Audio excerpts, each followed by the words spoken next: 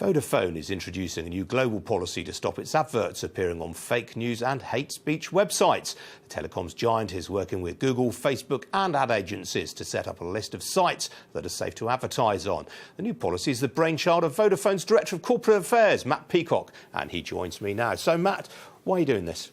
Well, it's actually many people's brainchild, not just mine. Yeah, well, it's true, as I'll explain. We're doing it because essentially we don't want our advertising to appear in places online that are fundamentally inimical to our own values and beliefs and principles as a company. So, for example, we believe very strongly in diversity and women's empowerment and inclusion. We don't want our adverts appearing on a website that's focused on misogyny and demeaning women.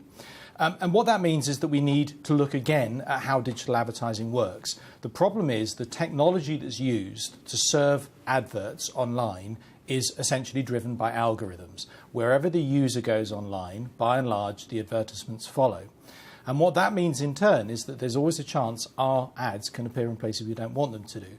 So we approached Google, we approached Facebook, and we approached our global agency network led by WPP, and we said, this has to change. We need a new way of doing this. And what did they say? I mean, the implication of this is that you clearly think Google and Facebook weren't doing enough previously to stop your ads popping up in these kind of places. Well, we were very concerned, that's correct, as indeed a large number of other advertisers, as has become clear with the recent media coverage in the UK and other countries about extremist content online, on YouTube in particular, and how advertisers responded very badly to that.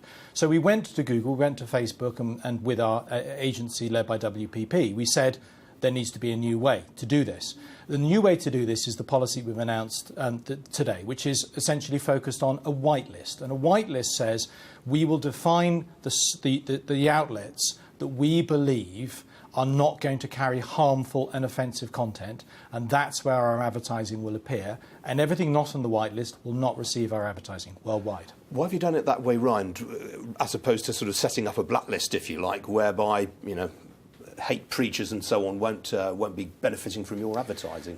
Because we've been doing blacklisting for years, and blacklisting basically works using technology by and large. So it's easy to analyse a site and say that's a pornography site or that's a gambling site because it's there in the actual data of the site itself. Whereas fake news and hate speech requires human analysis. It requires an editorial analysis. It's very hard to do this with a computer. And that's the difference. The difference is by conducting essentially a human analysis on a much smaller number of outlets, we're able to form a view that these are outlets that we feel comfortable advertising on because, broadly speaking, they're going to be in line with our values. So do you think Facebook and Google are now doing enough to combat this kind of problem?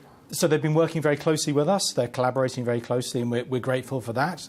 It took us to go to all the outside bodies involved in this and say there is a problem. We would like you to work with us differently in order for that change to happen. But now that we are working with them, we're working very well, and we're grateful for their collaboration. But just to be clear, customers of Vodafone will still be able to access these kind of sites? Absolutely. So this is about the choices that we make as a brand about where we choose to spend our money and our advertising. And we want to be transparent about that. So we're being clear about the criteria we use to decide where to advertise.